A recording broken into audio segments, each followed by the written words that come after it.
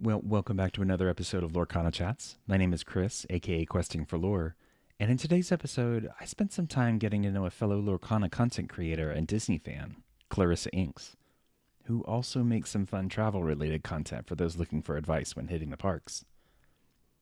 We talked some about her passion for the game, its community, and something she's now known for, the Revealies award show for the card reveals in each set. Sound like fun? Let's get to it.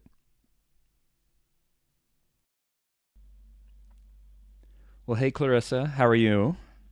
I'm doing so well. Thank you so much. How are you? I'm doing pretty good. Had some technical issues before this episode, so we're kind of making do with a little jury rig kind of setup over here. Hopefully, not too bad. But yeah, thanks for taking some time to sit down and chat with me. I really appreciate it. Absolutely. Thank you so much for having me. Yeah, of course, of course. We've got a lot of fun things to talk about. I do want to start off though with kind of the way that I start things with everybody. I want to Sure. know a little bit about your origin story with Lorcana, with TCGs, with. I know you're a huge Disney fan, so I'm sure they'll kind of bleed into each other a little bit. But yeah, tell me all 100%. about you. Okay, well, hi. I'm Clarissa. I am currently living in Southern California, which is great for Disney people because I'm Hmm. like right near the parks.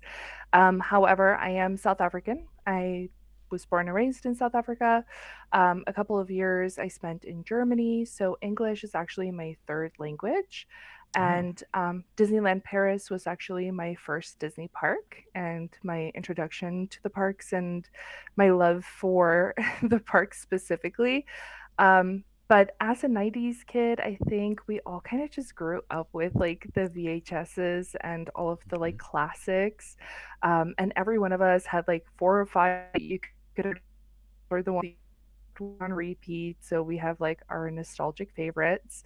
Um, but as for TCGs, I am actually not a big TCG person.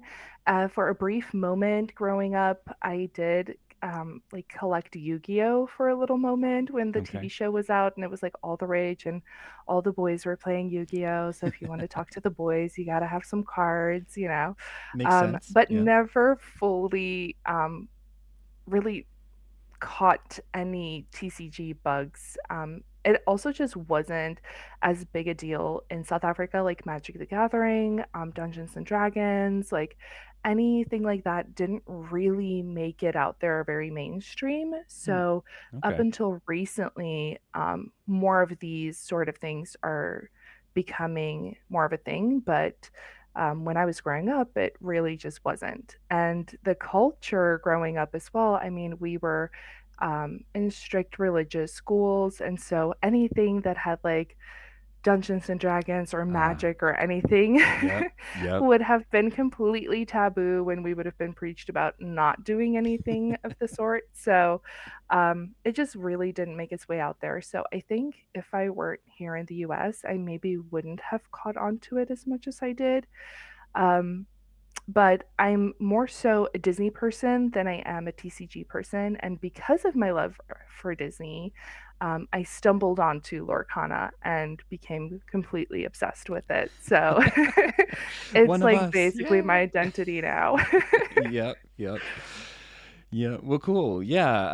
It's interesting. I hear from a lot of people, not necessarily that specific background, but a lot of people, this is, their first TCG. They're Yeah. new to even this type of game. A lot Mhm. of them collected Pokemon or collected Yu-Gi-Oh or, Yeah. but never really played it.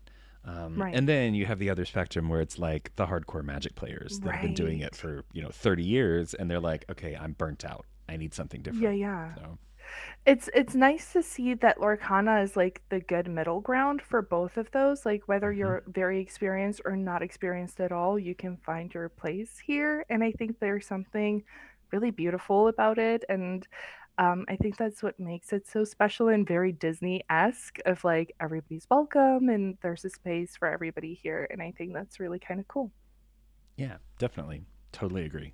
Um, so you consider yourself more of like a casual kind of, hanging out at the LGS playing puppy deck kind of person or No.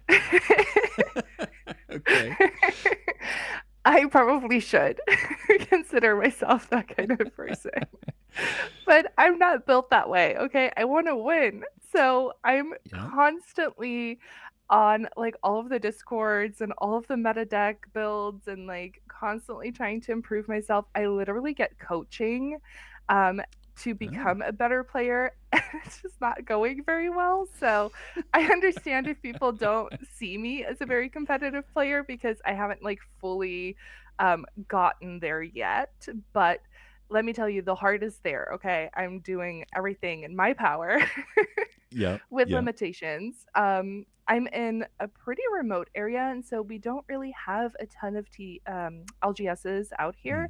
Mm-hmm. And up until recently, we didn't have any LGSs that carried Lorcana at all. So I Oh, wasn't able to really play in person until very recently, unless I traveled like an hour and a half away. So whenever I played set champs, I would have to do like an hour, hour and a half drive, do like a whole 5 6 hour day of competitive play, and mm-hmm. then an hour, hour and a half back home.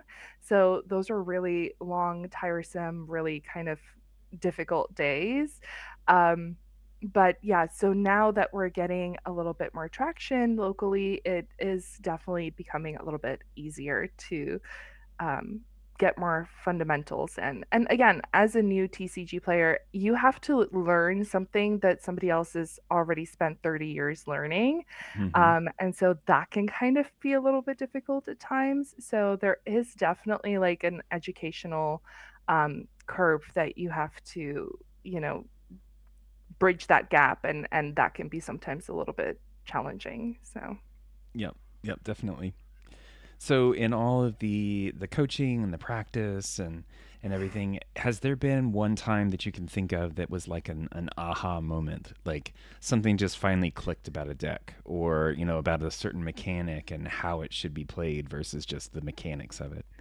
there are constantly aha moments where I'm like, wait, am I just dumb? How did I not read this? And that's sort of why I created the series with Humble from Team Maelstrom, where Mm-hmm. we're looking at cards together, and it's called Beyond the Text. So I'll bring a card to him and he'll say, okay, here's how this card works, and I'll go, oh, okay, this makes so much more sense now.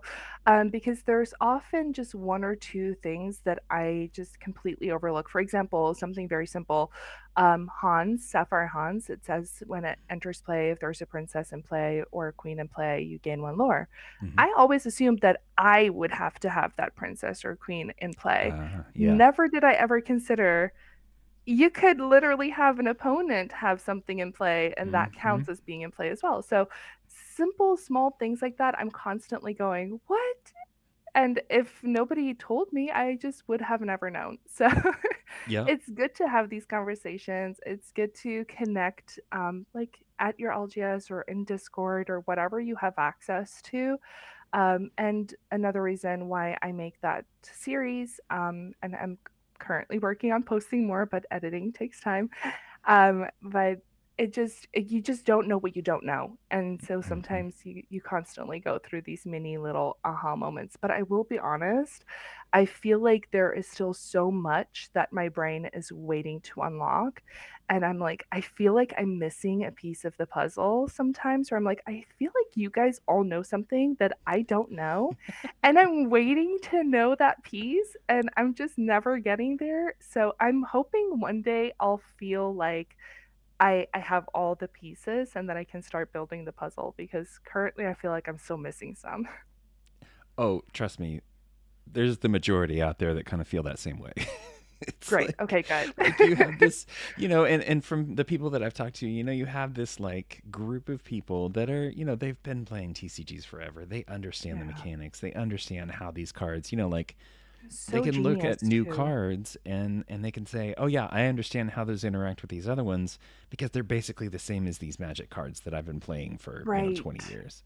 Right. But that being said, there's also a wide swath of people that, especially given this is their first TCG, that this kind of stuff, they need this kind of, content. They need this kind of guidance that you're producing Yeah. because they just don't know. Well, And I see young people all the time coming into the game too, and they're saying, "Well, what? How can I learn? What can I watch? mhm, Put me onto a YouTube channel, somebody teaching us how to play." And a lot of the things out there, there's still such a big gap. I know that sometimes as content creators, we feel like it's so saturated and there's so much already. But if you're looking from an outside perspective, I feel like there's still such a massive gap in the Lorcana market where somebody can just walk right in and just create all this amazing content that's still up for grabs. There's such an abundance of things that there's still to learn, still to share. Um, and so many different things. I mean, we all learn differently. We all have mhm. different learning styles. Some of us need to watch people play. Others, like myself, get so bored watching other people play and cannot take in any information that Yeah, way. yeah. And I need somebody to like talk me through it, or some people are more visual, need to see it. And so there's like so many different things and so many different play styles, so many different techniques. Some people are like really mathematically inclined and like Mhm. really understand the math of it all. And then others like myself, I was like, wait, there's math involved? What's going on? So I Yeah. think that there's still like such a big gap in the market, truly, of somebody that could just walk in and say, like, here's how to do it, or here's another way to do it, or here's how to think about it, or whatever. And I think sometimes we limit ourselves so much and think like there's only one right way. And so I think that there's still so much potential in this community. Yep. Totally agree. I know we have a lot of beginner content that kind of explains like the mechanics of the The game, like how to basics, play Lorcana.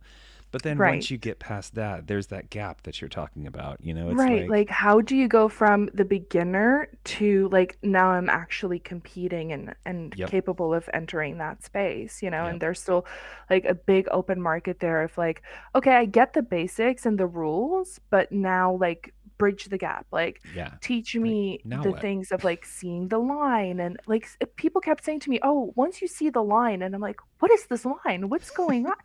You know? Like, So I I think, don't, like, yeah. stuff like that. I mean, oh, you gotta like mulligan like for certain things. Tell me how that works. Like, tell me what am I looking for? Tell me what am I digging for? What am I anticipating? Teach me what the other decks are doing. I mean, half of the battle is just knowing what you're up against. If I Oh, yeah. don't play that deck, I might never know. And here's the other struggle, okay? Some of us just don't have the financial investment to be able to go and buy every card to build every deck. So Hmm. I've been stuck in certain ink colors for a little while because those are the cards I currently own and I just don't have the budget to go like completely overall everything else. So Amethyst is like way out of my price point at this point. Yeah, not yeah. not anticipating catching up to that anytime soon. So teach me about your deck. Like, what makes your deck special? Why is this important? What am I looking out for? What's coming out on turn 2? What's coming out on turn 4, you know? Hmm. I think there's still such a big gap there of like just being able to teach us all of those things. But then it is still competition. So there's a fine line of like giving everything away and then, but I think it just makes things more interesting when everybody's like on the same page. Yeah. Oh, yeah, definitely. And I don't know about like the LGS that you go to, but um, for the one that's local to me, I'm in the same kind of boat. I have a LGS that's like 30 minutes away from me. And then our next one is 2.5 hours. So Oh, yeah. totally get you. Yeah. But And then other people are so blessed and they have like 15. I know I'm like so jealous. It's like any night they want to go play Give Lorcana, they me two of can. those. It's I'd like, be yeah, happy. yeah. Um, but no, it's nice. And, like I said, I don't know how it is at the one that you go to, um, but it seems like most of the league days are more like, hey, let's play, let's learn from each other. Let's, Yeah. you play a new card that nobody's really seen before, or it's like an old card that, you kind of forgot about. Right. You get to look at it, you get to kind of think about the mechanics and, share information. But then you get to like set champs and people are like all business. It's Yeah. like Yeah, it's a it different gets a little atmosphere. sweaty. Yeah. 100%. There is an LGS that again, the one that's like an hour away from us. I try to go like every other week or like at least once a month for Hmm. their locals, their league nights because that's a very sweaty environment and you tend to learn more in environments like that. And so when I'm going to my local shop, they're always playing more casually and they're playing like the puppy decks and the fun things and the theme nights. And Hmm. unfortunately, even though those are really fun to participate in, you're just not learning what you need to in order to be set up for success for a more competitive event. And so currently, I feel like Ravensburger, Disney Lorcana are really prioritizing more of the competitive play, more so than the casual. And so, if you want to get involved with anything of like official tournaments and things like that, it tends to be a little bit more competitive. And so, I Hmm. sometimes feel like I am like not equipped enough to be able to participate. And so sometimes you just have to put yourself out there, even if you know you're going to lose, but you're learning so much. And half the fun is just being in the community and being with like Oh minded yeah. people.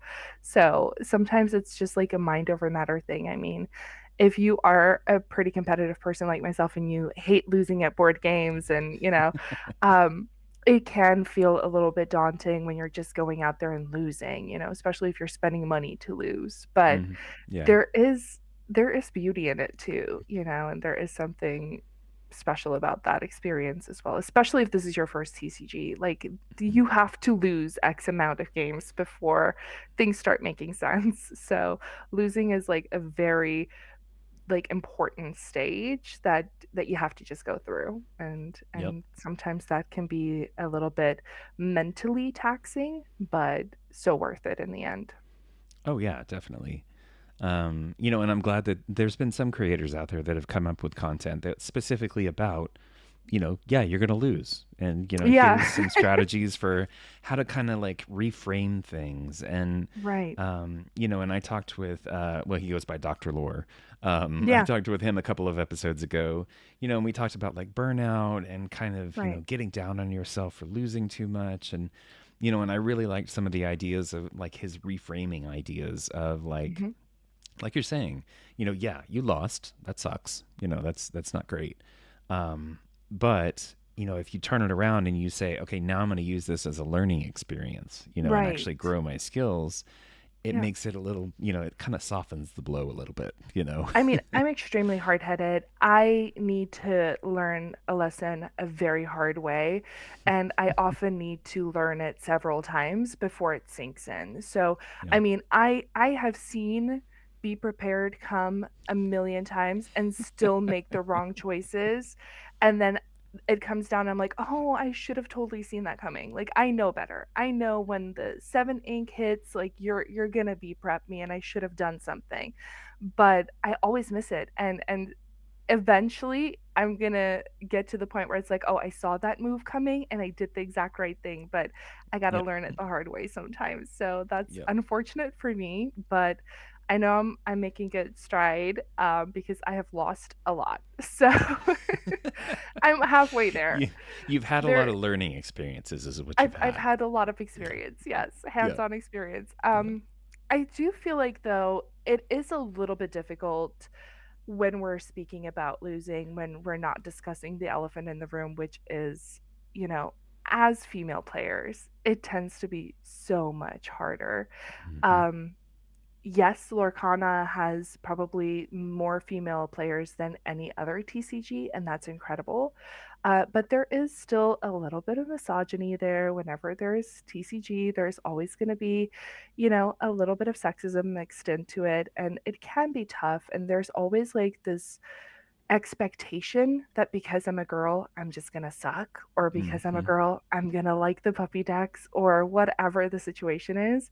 I've sat down at set champs and somebody go, let's just call it. I mean, we know I'm gonna win. Like, do we have to actually play this out? Wow. And I was like, excuse me, yes, Oh you're my gonna play God. this out, Please tell and me you I'm beat gonna them. win. I did, and it was so Nice. rewarding. But no, there is that expectation still that because you're a female player, you're not going to be good, or, Yeah. that it's just going to be an easy victory, or that you're going to be tedious or boring or whatever. And why the community celebrates so much when somebody like Monica from Lorcana Duo Yep. just absolutely dominates their day, and I can guarantee you, if you go onto any female content creator for this game, onto their page, and you scroll just a little bit and you see a picture of them with their set champs promo, Mm-hmm. there will be probably like three paragraphs about like how depressing it's been and how hard it's been and what a struggle it is and how much pressure there is for them to be able to do this to prove that they belong in this space. And there is that kind of pressure of like, somebody flat out told me, well, how can you create content for a game that you suck at? Like, how can you suck at a game and be a content creator? That's Yeah, weird, yeah, and that motivated me to just work harder and like practice more and try to yep. be better at the game. But we shouldn't have to be good at the game to enjoy it and to love it. And I think there's that, as well as like we need to liberate ourselves from like any stigma of like needing to be good at this game in order to participate in it in Mm-hmm. whatever way we like, including creating content. So I think for all the ladies out there, stop trying so hard. It's okay if you don't win at set champs. I'll still watch your videos. I still Well, think you're cool. well, and speaking from experience, and some of the folks at my LGS, we have some women that just dominate. So I have to Yeah, say, I mean, it's yeah, and it's girls can consistent. kick ass. It's Yeah. not like it's, so, I sit down across from her and I'm like, oh Ugh. man. Like, well, I know I I'm love going to that. lose because I'm in the same boat, right? I Mhm. love the game. I love playing the Yeah. game. I love talking to people in the community and being around folks. Am I a great player? No, I'm not. But, but it's But we still don't fun have to to play. be. Yeah. Yeah. The beauty of it is like, I mean, let's be realistic. There's one winner, but there's 2,000 tickets. Should Yep. they all just not go because they're not going to be the one winner? Absolutely not. I mean, go play your game, enjoy it. We can't all always win. And sometimes I don't even want to be in that position. That's a lot of pressure, too. I mean, can you just imagine? I don't even know how Aiden did it, honestly, because being focused for that many hours, I mean, it is so daunting. I mean, after game 3, I'm maxed out. Like my Yeah. brain is Yeah. giving up. I can't understand how people are able to just sit there for so many hours and be so locked in and so concentrated. It's absolutely beautiful to see, and props to them. I'm not there yet. But I mean, that's the beauty of it. Like, we don't all have to be. We can go enjoy the side quests. That's Hmm. totally fine. Yep. Yep. Definitely. So have you been to DLCs? Have you competed in those? I have not yet been able to make it out to a DLC. Okay. I was hoping that this season there would be some closer to the California area. Unfortunately, Yeah. not. With things going on in the world at the moment, I'm not able to fly at the moment, so it's just one of those things where until it like becomes a little bit more accessible, I'm not fully able to go out. But North American Championships is coming back to Disneyland, so I'll Yep. definitely be going back over there. I probably won't be competing, but I'll be attending and I'll be in all the side events and having fun and doing all that. So, for sure. Nice. Nice. Well, and you've organized or helped organize some of the stuff, like the social quest that's kind of down in that Yeah. area. Tell me a little bit about that. So, um, yeah, it was kind of a group thing. So, Rebecca Quests at one point was like, well, I wish that there was more casual things. Right now we're prioritizing so much competitive, and I wish that there were more casual experiences, and like everything is paid to play. And, I wish that there was a bit of a community event. And I said, well, let's make it. Do you want to just let's Just do it. Yeah. be the ripple that starts the wave, one Mm-hmm. drop starts it all. Like, let's Yep. be that drop.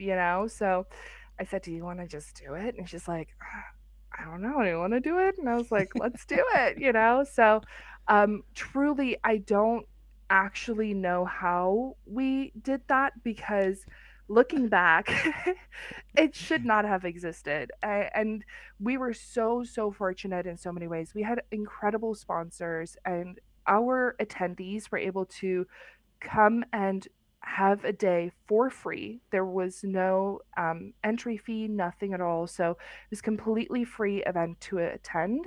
Um, we had it at the Hilton in Anaheim, which is like just across the street from the Toy Story parking lot. So it was Mm, right in okay. Disney's backyard. We had a view of Disneyland out the window. So it was at the Hilton Anaheim. They sponsored the space for us, and that was incredibly generous.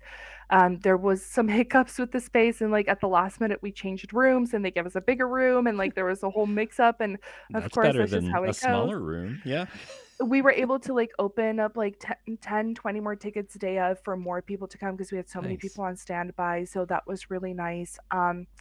And we had so many incredible sponsors of people just donating product for us to be able to host this learn to play event. So it was completely casual, learn to play, inexperienced players, people who have played but don't really play a lot or have Hmm. never played and are Disney people, anybody was completely welcome. We had a Disney bound contest. We had a cosplay contest. We had so many incredible prizes. Rebecca did like this incredible trivia, and she's like always so good with the trivia. So like I Hmm. don't, she stumped me. I mean, as a Disney fan, I at some one point I was like, I don't know where this came from, but um so yeah, it was just an incredible day, and everybody was able to come for free, get a goodie bag, get a ton of product, hang out with a bunch of like-minded people, get to learn how to play the game. We had Palestized, we had Ursula's quest, the Illuminator's quest. I mean, we just had everything, and everybody had like an opportunity to get a little sample of Lorcana and walk away after like hanging out with cool people all day. And we have people asking all the time, like, "Are you ever gonna do that again?"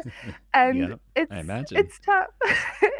So tough because again, everything that happened really shouldn't have happened. I mean, we had so much amazing, like, just community outreach and people pitching in and, people donating their time and energy. And um, sometimes some of those things is like a once in a like lifetime thing, where everything just like happens right at the right moment. And Hmm. we Yep. can definitely try to do more things like that in the future, but unfortunately, the biggest hurdle is just finding a location that's willing to host us, and give us free space because that is honestly the most expensive thing. Yeah. And Oh, so yeah. that was the most challenging thing, is just finding the space. So maybe in the future, if anybody's listening to this, if you want to host a big group of people, let us know. Nice. Yeah. No, I've done some event organization stuff in the past, so I totally hear you on the event space stuff. That's Yeah. and it can be I'm sure it can be difficult in that area too. I'm sure there's a lot of events going on. So, yeah, space is at a Yeah. premium. I have no doubt. Yeah, I mean, even the local libraries or, we tried everywhere and everything Mm-hmm. had like a big price tag. There was no community buildings or anything that we could use. I think if we probably did it in a different area, maybe, but we really tried to find somewhere that's more central to everybody in the Southern California area. And like, what's more central than Disneyland? So, Yep. it really is difficult, when you're going, like, one way or another, you're excluding a big group of people that just simply can't make the trek out, and so that's part of the problem to solve, so Yeah. it can be tough. Oh, yeah. Well, and I mean, you also want the Disney magic, right? Having the view of the That park part, right there yes. is perfect, but it comes Yes, at a a little bit of premium. Disney So, magic, yeah. yeah. Yeah. Yeah. Well, cool. Well, oh, okay. So, we did talk a little bit about some of the content that you make. Um, Mhm, I want to kind of rewind a little bit here, and I mhm, want to ask about why you even started making content in the first place. I know you kind of talked about why you started making certain kinds of the content that you're making, but why even start? Like, I know, so you started with the beckoning adventure side, right? Is that mhm. That's correct? correct, yeah. Okay. Tell me a little bit about that. So, I love travel. I'm a travel enthusiast and I've always loved travel.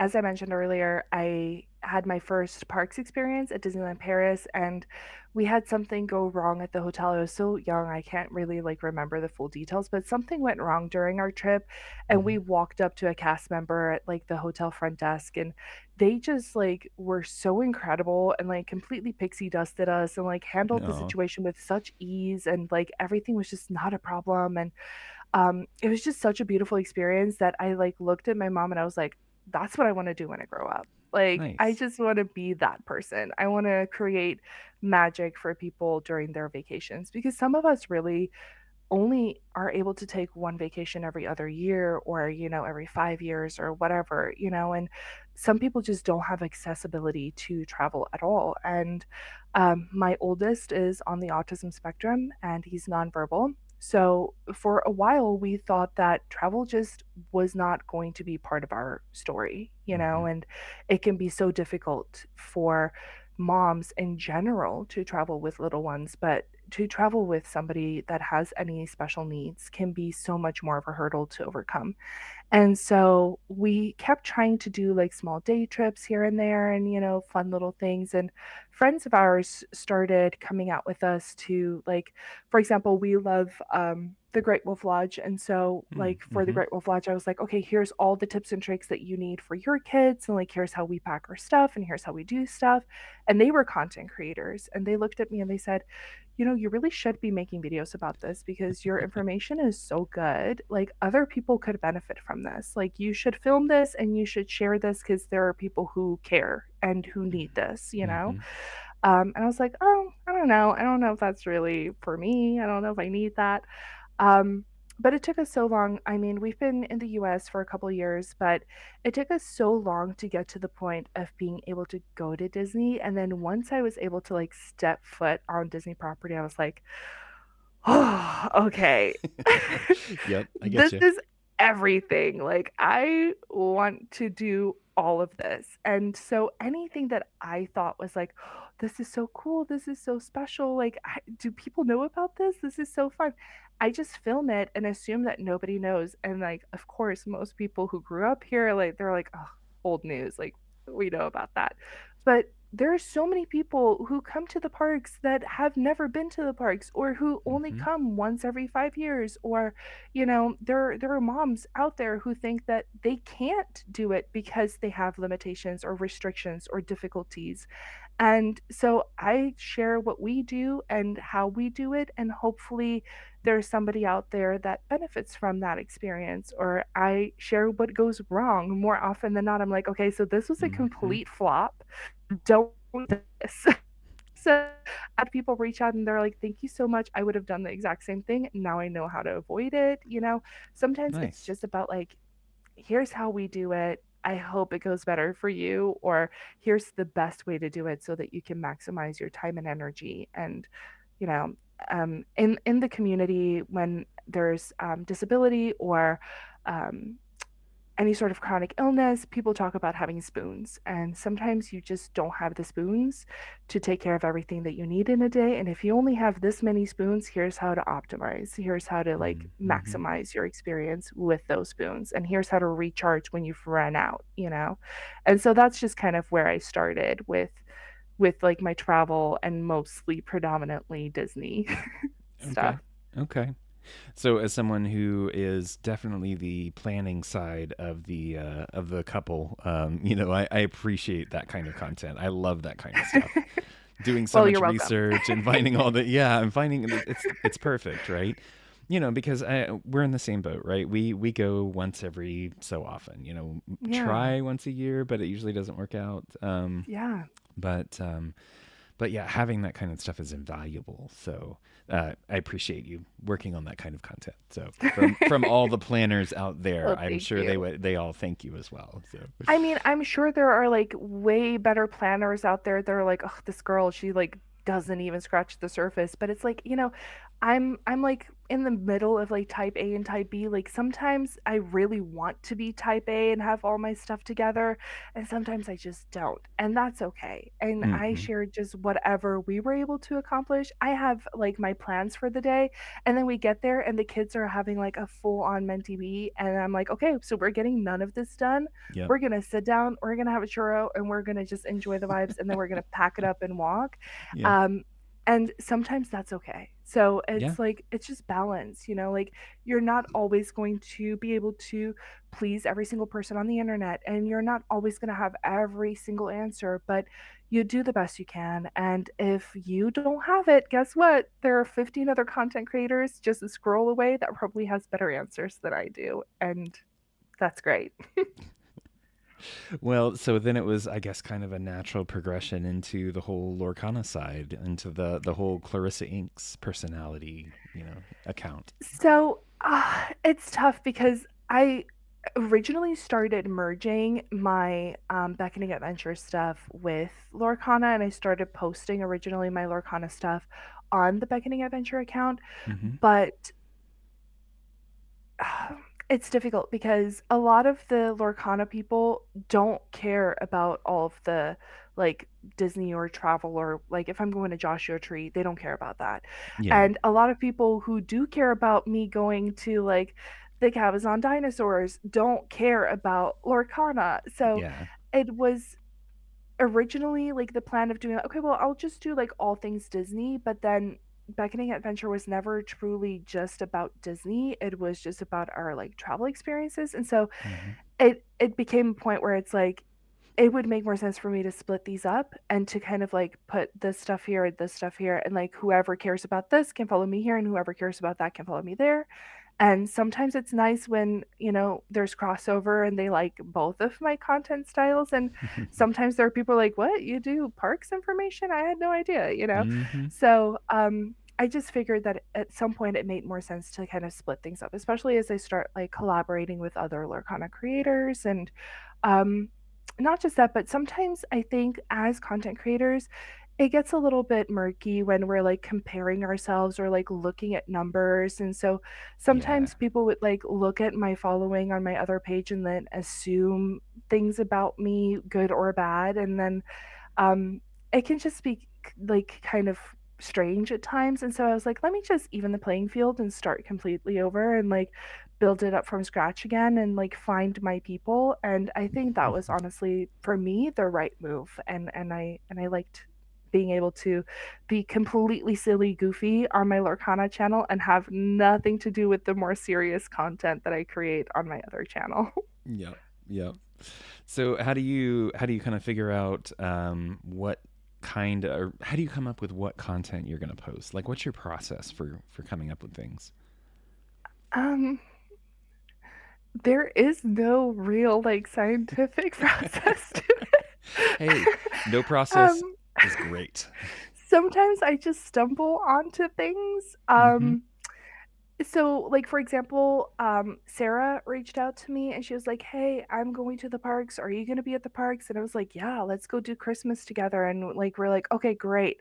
And I'm not going to be there with my husband and kids. She's not going to be there with her husband and kids. And so we're like, "What are things that we've always wanted to do that we can never do when we have like everybody else around, Don't have the whole family in don't tow. have to Yeah. like Yeah. yeah do all because that does sometimes limit like your experience a little bit. And so we're like, Oh yeah. okay, we've always wanted to go on tours, like let's do a Christmas tour. Like we've always wanted to do the tour, but nobody ever wants to do it with us. Or Hmm. like, oh, we want to go do the character dining and nobody ever wants to do that with us. And so we're like, okay, let's go do all the stuff that we can't ever do. And I'm like, okay, this is the stuff that I'm going to film. Now is my opportunity to get it on camera. Yep. So sometimes it just like naturally progresses that way, and other times, I mean, when we're going to the parks, because we live 2 hours away from the parks, I have to kind of plan things a little bit. So I'll start with an outfit. What's the outfit going to be? And the outfit determines what area of the park I'm going to be in, and then what Hmm. area of the Okay. park we're going to be in determines like where we eat. And so generally there's going to be like something to do with the outfit, something to do with the food that we're going to eat. And if we happen to stumble upon something in the middle, then great. Like if there's a parade, if there's a show, if there's like something that's happening, if Deadpool's there all of a sudden, or like, whatever, we try to like fill that in. And oftentimes, what happens is you get into the parks and something completely unexpected comes your way, and Hmm. it's often like so much more magical than you could have ever planned for, and you're like, oh, by the way, did you guys know this brand new amazing thing is going on right now? And it just like, it just completely derails the whole thing. So there's no true plan. There's like optimistic hopefulness of like Hmm. things that you may be able to cover, but for the most part it's just kind of winging it, honestly. Yeah. Hey, nothing wrong with that. Sometimes the most entertaining and authentic stuff can come from just like, let's turn on the camera and let's get going. And see what goes. Yeah, just Yeah. see what comes up, honestly. For Lorcana, I mean, I'm a little bit behind on my content there. I mean, managing two accounts can be a little bit stressful with like full-time Hmm. job and family life. So I do get a little bit behind there. But yeah, I do try to plan like my series that I'm doing with Humble, beyond the text. So we do try to like work on availability and just like, okay, here's what we're going to talk about and what's kind of relevant at the moment, because it doesn't help that we're talking about a card right now that's not even being used or not even being played. Hmm. um Rotation kind of like flipped things up a little bit for us there, and so that does take a little bit of planning, but we kind of all always just like talk about whatever we find interesting at the moment. So Yeah. there's a little bit of planning there. And then with the rest of my Lorcana stuff, I mean, Revealies tends to take place around the time Hmm. when there's going to be card reveals. And so that kind of takes care of itself. Um, and then everything else is just like filling in the gap. If something is happening, if I'm working on something, if I'm going to set champs, like whatever comes up, and that's just, what'll be will be. Okay. All right. Well, and since you brought it up, the Revealies. Oh boy. Oh my gosh, they're so much fun. Okay, so tell everybody a little bit about it, kind of what it is, with the background Oh, behind it, all that. I am a little bit embarrassed. I Don't get out be. there and I'm like, this is so stupid. Like people are gonna see me and I should be ashamed of myself. Like this is No, so childish. absolutely But not. No. it is just a little bit of fun. So, like 2 sets ago, um, we were like in a group chat with a bunch of other creators, and the topic came up of like, wow, everybody's just doing such a great job this set of like doing these like card reveals. Like everybody puts so much effort into it. And like if you think about it, it's kind of crazy. Like Disney Lorcana and Ravensburger really lucked out because these creators so authentically love this game so Hmm. much without being compensated with just nothing at all, just for the glory of being able to do a card reveal, put so much effort into these card reveal videos. I mean, they're so good. And like Inkborn Heroes go so all out Oh with like yeah. their editing skills. And I mean, it's full on a Hollywood production at some point where like Hmm. these are so good. I mean, imagine there being like a Hollywood award ceremony for this. And I was like, wait a minute, there's something there. Like, should we do Ding. that? Yep. Like, should we actually do this? And I started asking people, I'm like, do you think this would be weird? I'm one of those people. When it comes to content creation, if something doesn't exist, I'm just going to find my way into a space. I mean, there's so many people doing similar things, and like people think that there's one way to content create, or like you have to do this in order to be and Hmm. I'm just like, how can I be a part of the conversation? I'm going to go there. And I kind of like push my way in a little bit. And some people might think like, oh, that's a little opportunistic or sleazy or what. I don't care. I'm fully pushing my way in. If it gets me on somebody's radar, that's so be it. So All right. I tend to kind of make a fool of myself sometimes. And sometimes it doesn't pay off at all. And other times, it's a little bit of fun. So I was like, yeah, should we? I mean, they're not asking me for card reveals. Should I just involve myself in the conversation? Why not? You know? Absolutely. Yeah. So I just sat down and I was like, okay, here we go. Here are the categories. Here are the people. Here are the nominees. And it turned into something really beautiful. The really cool thing about the Revealie, so how it works is I sit down every set and watch every single card reveal. And then I have like a whole spreadsheet of all of the videos and I kind of start placing them into categories. And Hmm. I'll be like, oh, best, like, I have like certain categories that are like pretty standard, like best costume, best drama, like things like that. And then there are some videos that are so good that I'm like, what category can I create for this, you know? Nice. And then find other videos that also kind of match that category. So the two that we've had so far, the first Revealies and then the second one, they have like completely different categories because Whispers in the Wild tended to be a little bit more adventurous. So we had like best adventure and best suspense and things that we didn't have in the first one. And so sometimes I just kind of like, I'm like, okay, this deserves recognition. Where can we put this? And then other people involve their pets. So it's always fun to do like the best Hmm. supporting pet category. And that's a fun one. So I literally sit there and watch every single one of the card reveals. And I originally was only going to do the one. But then for Whispers in the Well, people started sharing their card reveals with me as they were coming out. And I was like, do people think I'm going to do this again? Like, am I doing You this again? set it up. You set that I'm like, expectation. It's. wait, are we doing this? And so that one I did on a way shorter timeline and I probably Hmm. rushed it a little bit, but so I sit down, I create the categories, I put everything into the different categories, and then I reach out to the creators and I'm like, congratulations, you've been nominated. Like, do you want to participate?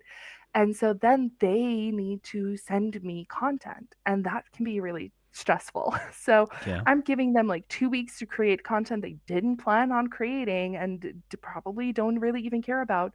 But the beautiful thing of it is, we do a video on Instagram and the people who are being nominated for that category all get to be collaborators on the video.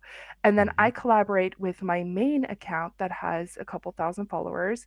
And so we get so many eyes on it. And how Instagram works is when you are collaborating with another creator, um, the engagement counts for both of your accounts.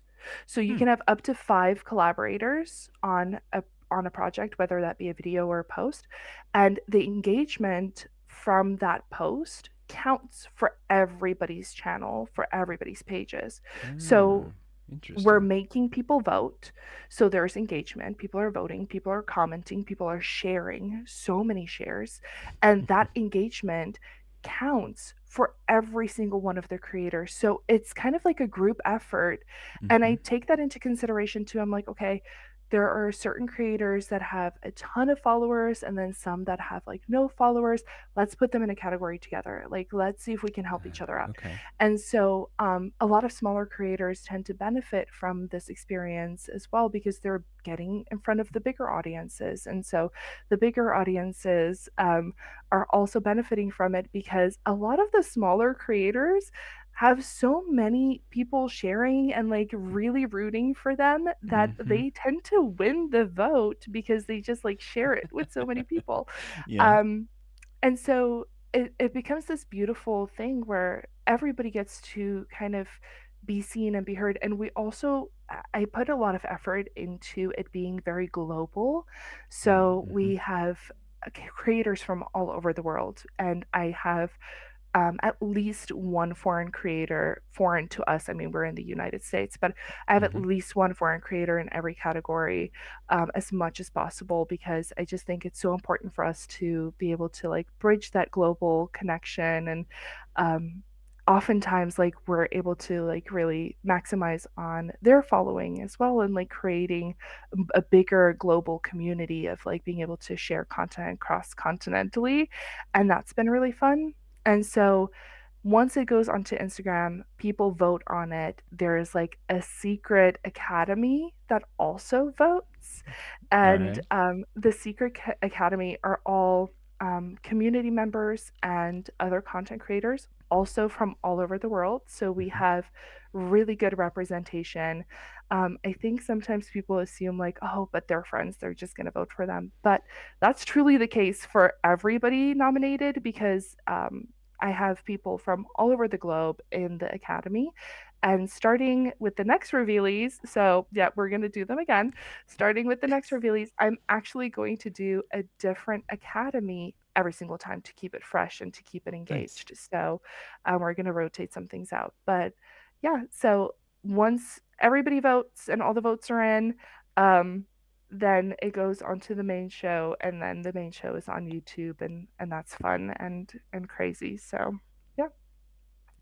Nice. Yeah, I love how you like weave in the whole like, when people are nominated, they have like the I think it was the additional ink guys that kind of like had the banter like they were sitting in the crowd, Yeah. waiting for the announcement and and Oh, then it the finally Maddie came and Jeff through are, and like, oh my so gosh. funny. I love them so much, and I've asked them to be in both of the Revealies so far. I'm probably gonna keep the gag going because they're just so much fun to work with, and they're just so Yeah. hysterical. The very first one we did, um, I think they were, like, crying a lot in their reveal video, Yeah. and it was, like, this Yeah. running joke that they were just, like, always crying, and so I was like, "Okay, we have to continue that joke into the Revealies," and so we had them just, like, crying randomly throughout the show, and that was fun, and then at the very end, I'm, like, slipping on tissues and stuff, and so that was, like, a whole thing. And then this time, at one point during their reveal, they go like, "Oh, have a seat." And then he like takes the chair and walks off with it and he goes, "Oh, Maddie, you know what I Yeah, that's mean. right. Sit down." Yeah, yeah. And that made me laugh out loud so much. I That was like my favorite part of the whole reveal video. It has absolutely nothing to do with the reveal, but it just completely like stole the whole show for me. That I was like, "Okay, we have to do that joke in the revealies." Like um, and they're just always down. I'm like, whenever I'm like, hey, so I want to do something extra, they're like, sure, why not? Let's do it. And so they're just always so accommodating. I love them. Yep. Yep. There's some good folks over there. Yeah. Yeah, it's really cool. I had no idea that there was all this stuff like, you just kind of like say, or you from the outside, it's like, oh, she's just listing the different things, not like taking, global things into consideration and having a secret academy that's voting on things. There's a lot Yeah. more behind it than I thought there was. So, I mean, that's It is awesome. so much work. I'm tired just thinking about it, honestly. Like it's and then thinking about also the fact that there's like so many creators that need to submit their content to me or there is no show. So Hmm. at the very last second, I'm still like chasing people down for like, please send me your award speech. Like you won. Like I need a speech to put in the show. Yeah. And so like just chasing people down and getting their content or like people saying like, I don't care, I don't want to participate, or and then they're like, okay, well that's kind of terrible for everybody else in your category, or so there are definite things that I've like learned along the way. For example, recently, the most recent one, um, I kind of release the voting videos based on when I get content back from other creators. So if Okay. somebody doesn't send me their videos, then I just don't have the video to post. Hmm. And so people in their category then are at a disadvantage because one person didn't send. So like the video that came out the day before the show went live didn't get as much time for people to vote on it as Right. everything else does, and you have to take time zones into consideration, and like if I post it at this time then Europe doesn't get to vote. So I have to completely rework things and like maybe give a week buffer before the main show goes live, and then I still have to sit there the night of and calculate all of the votes and figure out who won in each category. And it is a lot of chat gpt's help of like figure Yep. out the because we posted on Instagram and people get to vote on the poll on Instagram, and then there's a poll for the academy, and then there's also a poll on the stories on Instagram as well. And so you have to Mm-hmm. take all those votes into consideration. And then this last Revealies, I also incorporated a peer vote where we went on to the creator Discord channel, and all of the fellow Discord creators were able to vote there as well. And so every single poll counts differently. They're like, oh, this person has 80% of the vote. Okay, but how many votes is that? And Right, so right. figuring out the math of like bridging all of that together and like making the vote work and making it count is a lot Yeah. of effort. It's making me tired thinking about it, and I didn't even have to do it. And then I still have to edit everything too. So Yeah, the real fun part, yes. yeah, everything's So, green screen, so a lot of editing. yeah. So you're saying you're not going to do these live anytime soon.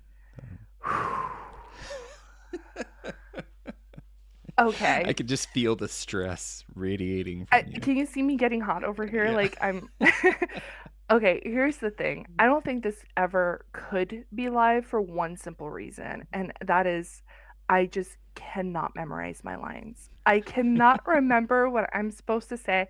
And if you've watched any of the like every now and then I'll do like a blooper and be like, "Okay, here's me Hmm. being silly."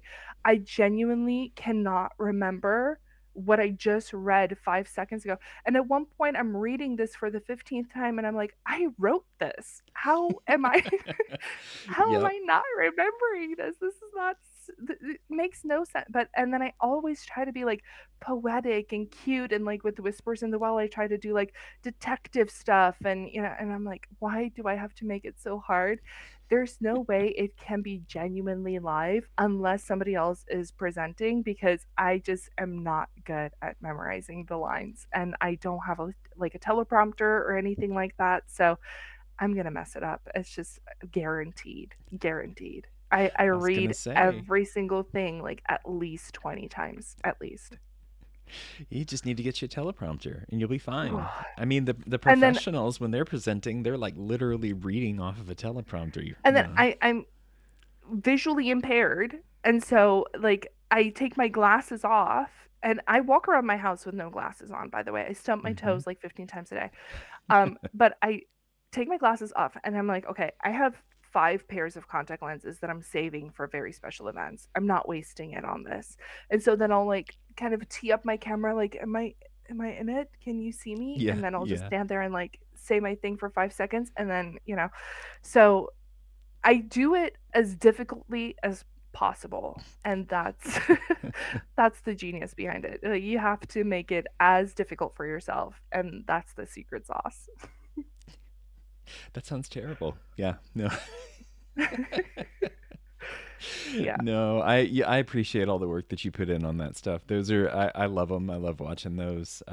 Oh, I don't thank always you. get in time to vote on the ones that I want to, but it's always Yeah. fun to see the results. Because like you said, everybody's so Yeah. creative. They do such a great job They with do such these. a great job. They deserve the recognition. I mean, and the thing is, again, they're doing this just for the love of the game. They just Hmm. really love it so much. And so I feel like sometimes passion like that deserves to be rewarded. And so they get to like ride the high a little bit longer of like they post the reveal video one time and then that's it. So now I'm giving them an opportunity to like get a little extra like bounce off of that one Yep. post. And so it's making their content go a little bit further and stretch it out a little bit more. And if you collaborate on a post, it posts on everybody's page. So that's one extra piece of Hmm. content that you didn't need to create that's posted on your account. So, it's a nice way to bring everybody together. It's a nice way to reward everybody for their hard work. It's a nice way to get the community involved. And oftentimes, if you follow one Lorcana creator that you enjoy, chances are you're probably going to enjoy more. And everybody brings something special to the community. Everybody brings their own unique voice and their own way of like their own experience and just Hmm. everything. And so I think it's a great opportunity for fans to say like, oh, I didn't know so and so created something too, like let me go follow them. And I hope they do that. So it's just a great way for everybody to get together and have a bit of fun and just. Yep. But it Yep. takes years off my life. I will. I can I can imagine. Yeah. Yeah. Well, maybe you need some help for the next ones around. Next time around. So, Yeah, maybe I need some assistance with certain things. I mean, I think that I want to go even bigger with it with Mm. certain things. So I Mm-hmm. think there's like some more stuff that I want to do.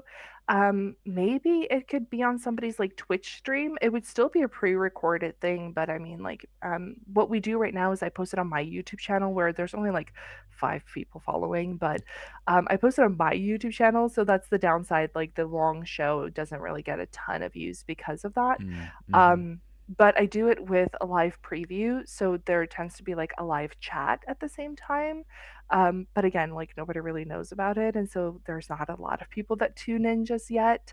But I don't know, maybe there's a way to like maybe do a pre-recorded show on somebody else's Twitch stream and like get it in front of a bigger audience, or I'm open to collaborating more. I mean, this whole thing is a collaborative thing, and is the whole beauty of it is that it's all collaborative. So Yep. maybe Rebecca Quest did a halftime show for me with this last one, and Yeah. did a song that like got stuck in my head 14 different times, and is probably going to be stuck in my head after this because I mentioned it.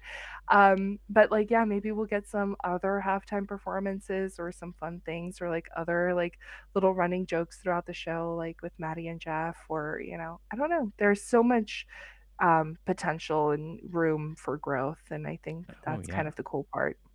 Yeah. Well, and you need to make it where it's like the lorecast or the release, lorecasts where people are streaming it on their Twitch, but they're making comments or doing commentary about it as Yeah, it's, see, kind of I was kind propagate of the, I was kind of thinking like maybe we should do like a red carpet too. Like maybe we need to get like some of the girls involved and like judging, like maybe Kim and like maybe the ice cream social girlies can get in on it, and Mm-hmm. and like do like a E News red carpet sort of thing with like fashion police of like what were That they would be awesome. wearing, something like that. I don't know. There's so much potential, and this Oh is just yeah. like the starting point. So I think there's definitely room to grow. And I am very reachable, as you well know. I mean, like just send me a DM on Instagram. I'm pretty much like up for whatever. So if anybody cares to do anything, I'm always open to it. Well, there you go. Yeah, I mean, it's I've loved it so far, and I can't wait to see what the future holds for it. So, I appreciate even if that. it doesn't even if it's just basically the same as what you've done, Yeah. that's great. That's So, good to know because then there's not a lot of expectation there. I mean, I honestly, constantly feel like I have to one up myself, and I'm like, yeah. oh. Well, no, I mean, I think that's kind I of started strong. I did the ball gown on the first one, and then the second one came around. I was like, do I have to do a ball gown every time now? Like, what's gonna, you know? So, oh gosh, yeah. So, I appreciate not needing to one up myself. That does relieve a lot of pressure. well, and the best part about it is it's something you're doing. It's your passion, your effort putting this together, so you get to make it what you want, right? Fair, yeah. I think it's been pretty well established that people like the idea of the Revealies, and so I don't think it's going to be a problem to get them to participate and enjoy it in the future. So Yeah. Yeah. I mean, I'm very grateful for the creators. And again, I mean, there's sometimes the stigma of like, oh, well, they have so many followers and whatever. And like these people are just like so down to earth and so amazing Mhm. and like so creative and smart and beautiful and just all of the best ways. And so sometimes like being able to connect with people on that level is just such an amazing thing, and I appreciate it so much. Um and yeah, I just cannot give the Lorcana community any more props. I mean, everybody works so hard and literally for nothing. Like nobody's getting paid. Nobody's like really benefiting anything off of this. Like we're all here because Jen love. Yep, definitely. Yeah, I don't think that there's been any of the other creators that I've talked to that haven't, like if I've asked them, hey, would you come on and talk to me? It's never no. It's always either yeah, absolutely, or not right now, which is Yeah. a perfectly acceptable answer too. Yeah. Because they're I they're all mean, we busy all have too. day So jobs. Yeah. yeah. Oh yeah, yeah. But yeah, no, it's cool. I look forward to the future of it, and and I'm glad you're considering doing it again, despite all the crazy hectic work that's involved. But Yeah, every time when I'm like in the thick of it or like about to be done with it, I'm like, this is the last one. I'm not doing this again. This is yeah, yeah. I'm done. I've had it, and then it's over, and everybody says how much they like it, and then I'm like, "Oh, should Hmm. I do it again? I Yep. don't know." Yep. So, yeah, I probably am gonna do it because I have, like, short-term memory, and I forget how much I suffered, and I'm just gonna do it again. It's like when people have kids. It's like, oh yeah, we should totally have another kid. It Yes, was easy, it and then was it's like, no, it wasn't, was so it? Hmm. chill. Yeah. Yeah. No. Well, okay, so I do before we finish this out, I do want to talk a little bit about Whispers in the Well. Mhm, So we're only what 2 weeks into the meta, something like mhm. that. So based on some of your experience and some of what you're seeing locally and some of what you've been testing with and trying to learn about, is there anything that really excites you about either the cards that were released specifically for this set, or any of the interactions, any of the decks that have come up because of it? I think this is probably one of the most exciting sets we've had ever. I mean, certainly since I started playing. I mean, I started set 5. Okay. So, I came in pretty late, and I was excited for rotation because it made everything a little bit more even playing field, Mm-hmm. and yeah, I mean, it was definitely not very chill because then Fabled came in and Dumbo was immediately a $60 card. I mean, Yeah. Yeah. so accessibility went out the window real quick with that. But no, I think this has been like one of the most exciting sets in a very, very long time. And there's so much potential. But I think that there's currently like a little bit of option fatigue for me personally, because like Mm-hmm. there's so many things that you want to do or that you could do or that could work. And now I'm kind of like, okay, I gotta pick a deck. What am I playing? And I have no idea Yep. what I'm actually going to be playing. It's still to this point. I mean, this past Sunday we tested out like 2 or 3 decks, and I'm still on the fence about what I'm going to be playing. And I think everybody's waiting for the meta to shake out on this Mm-hmm. one, as it usually does, but I just don't see that happening. Everybody said, "Oh, Ruby is just not playable," and then this past weekend, Ruby Amethyst dominated, Yep. and I think it's just a very exciting time to be part of Lorcana. I think Whispers in the Well is very, very exciting. There's so many really cool mechanics. I feel like the support feature is a little bit more relevant now, and I think that's Mm-hmm. kind of neat and fun. I love Mowgli. I think Mowgli is such a great card. I love the fact that all of the stat lines are like so crazy at the moment and just Yeah. like Yeah. completely shakes everything up. Um, I am a Sapphire girly, so I love the fact that Sapphire is super playable again. Yep. But um, as somebody who doesn't have a big budget for Lorcana, I am able to kindly sit out of playing Sapphire because I can't Yep. afford Cinderella at the moment. Yeah. Yeah. It kind of jacked up pretty quick. Yeah, I mean, she was like Dumbo 2.0. It's just like Yeah. immediately it's so unaffordable. But no, I think Whispers in the Well is very exciting. I think there's a lot of exciting stuff. I am not like particularly excited about one specific thing. There's so many things to be excited for, and that's kind of the beauty of it. Yep. That's fair. I don't think there's a day that goes by that I'm not scrolling through Twitter and I'm like, oh, Yeah. that deck looks like fun. Oh, that one looks like fun. And I'm like Yes. adding them. It's like, I don't know if you play video games, but like whenever like the Steam sale comes around and you're like, okay, I've got a Yeah. backlog of 20 games, but I'm still gonna get some more because Yeah. just in case, it's like Yeah, it's the same you gotta feeling, do it. Yeah. Yeah, yeah, It's tough because there's, like, so many different decks, and I'm like, "Okay, but realistically, like, I need to practice with at least 1 or 2 and get yeah. consistent with it." So it's, like, decision fatigue right now, like, I have no idea what to do, and it's a lot, so Yeah. Oh, yeah, definitely. Yeah. Yeah, it's really cool to see, so many different decks, taking the top spots at all these, the CCQs and all that stuff. So it's What are really, you excited to play, like, right now? Like, what are you playing at the moment? um, I am kind of looking at Mo Shamblin's, I think it's an Emerald Amethyst deck. Yeah, you It's can't go wrong with really, Mo. yeah, it's really interesting. Like, I've never been a big Amethyst player in the past. Hmm, Um, I've done some like random stuff before. With the whole like the bounce package and everything, I mhm. tried. It just didn't like my play style just Yeah, didn't quite jibe with that. fair. But now looking at some of the new stuff and whispers and everything, it's like, Okay, I could get on board with There's some this, potential, yeah. Yeah. Well, and I don't know, I like feel you like said with Amethyst and Emerald feels a little big-brained for me, so I was like, "Oh, I'm not smart enough yet to play those colors," you know? So I felt like those were, like, being gate kept at the moment, like, there's, like, mhm. higher tiered players play those colors, you know? Well, and I mean, honestly, it's interesting to see, it's always the first like week or two, all the hyper aggro and stuff comes out usually. Yeah. Um, but compared to some of the previous sets, it seems like the hyper aggro stuff has kind of basically stayed the same from, Yeah. from Fabled.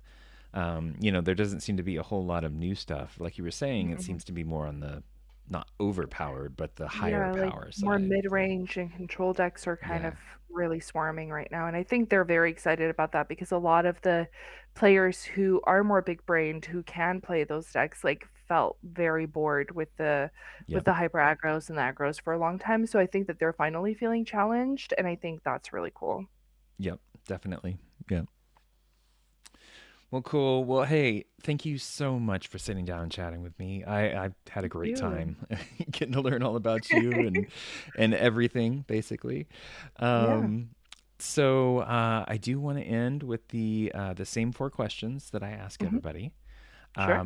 So first off, what's your favorite ink and card right now? And it can be card to play or art or all the My above. favorite card has consistently stayed the same. It has always been Anna True Hearted. I just love Hmm. everything about it. I want it to be good so bad.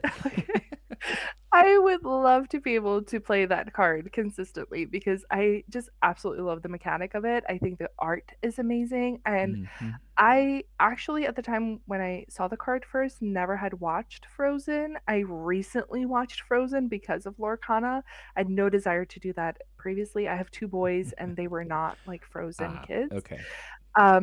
So I recently sat down to watch it, loved it, love Anna as a Hmm. character now as well, but really Lorcana opened that up for me, and I just love the art, I love the outfit, I love the power and the like whole dynamic of it, and yeah, I love Sapphire, so the fact that it is a Sapphire card is a bonus. So I love the hero dynamic there, and I think it's a really cool piece. So yeah, that's my favorite. Nice. Nice. Awesome. All right. Second question. What's your favorite Disney movie and why? Oh, Mary Poppins. I have her umbrella Ooh, right here. okay. Mary Poppins That's an is answer my I haven't favorite. gotten before. Yeah. Really? Oh, Yeah. okay. Yeah. Um, I think it's like nostalgia reasons. It was one of the VHSs that my mom used to put on because she loved Mary Poppins growing up and Mhm. all of the songs. I mean, like Julie Andrews, come on, like Yeah. she's I just mean, seriously. you know, it is so quintessential Disney, and I think the like movie is just so beautiful, and like everything about it is incredible, and like, um, all of the characters, everything is just like so. I could go on like for days, so I probably shouldn't get started, but it is for nostalgic reasons one of my favorites, and it's just like one of those movies that whenever I put it on, I was always immediately happy. I was always immediately transported into Walt's world, and Hmm. um, the spoonful of sugar helps the medicine go down, and, like, whenever life was just a little bit of tough, like, you could just escape into that world, and it was beautiful and magical and incredible, and I always think of my mom when I watch the movie, and sometimes when we're far apart, because we live in different countries and across the world from each other, and so sometimes when you miss mom, you just put on the movie and, like, and it is something that I've been able to pass on to my kids as well, and they love Mary Poppins now as well, so it's like one of those generational stories that just stays true and Yep. amazing and like has always been good and will always be good in the music and everything. So, yeah, that's my favorite. Awesome. Yeah. No, that's great. Like I said, I haven't gotten that answer before, but I mean, it is such an amazing movie, Mhm. and you think about even, just from the technical perspective of it too, Yeah, where they go in with the cartoons and they're, yeah. working simultaneously. And, that was before there was like CGI and everything, they Honestly, like, didn't have so that. well done So, for its time. Yes, yeah. 100%. I think, like, Bedknobs and Broomsticks tried to do, like, a Mm, very similar thing, and a hmm. lot of people, like, are either Mary Poppins or Bedknobs and Broomsticks kinda people, they both did something very similar, but Mary Poppins is just way more classy and like classic and amazing. So It like is. It is. obviously superior. Yep. No, I'll agree with you on that one.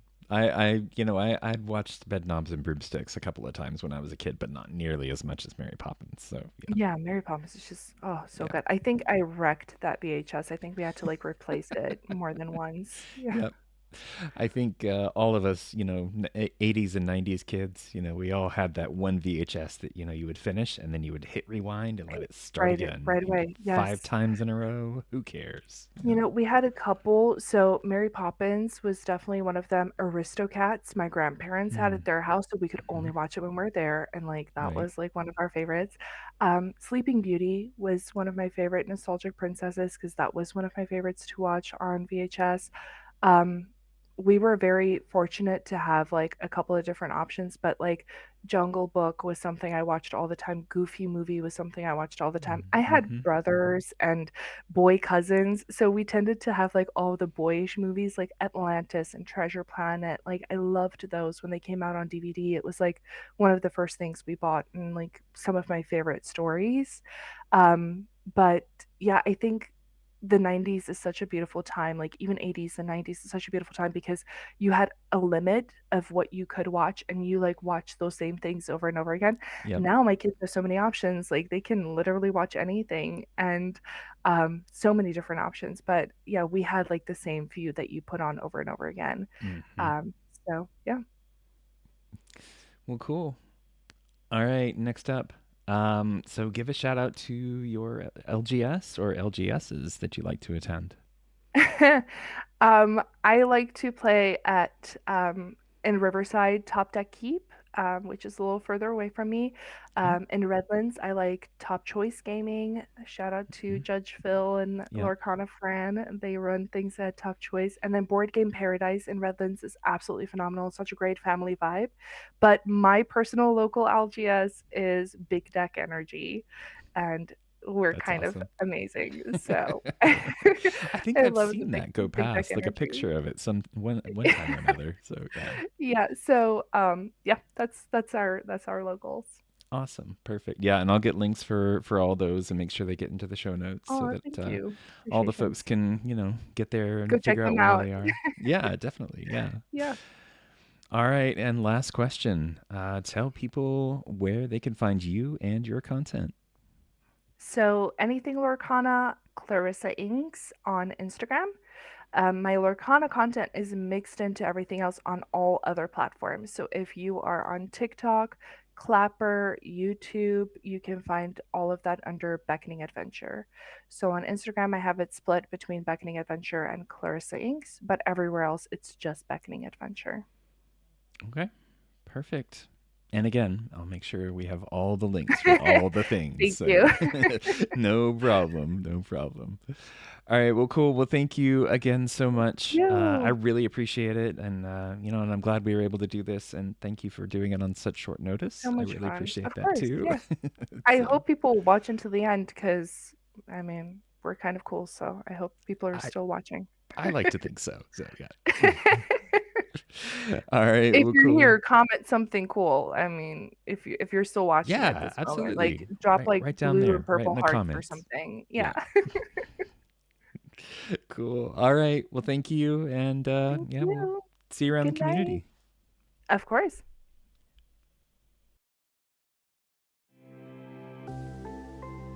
Well, thanks for listening in on my chat with Clarissa. I hope you enjoyed the episode. If you did, make sure to like, subscribe, and rate it on your platform of choice. It really helps the show to get out to as many community members as possible. If you'd like to find out more about the show, you can head over to lorcanachats.com or email us directly at lorcanachats@gmail.com. And thanks again, and we'll see you next time.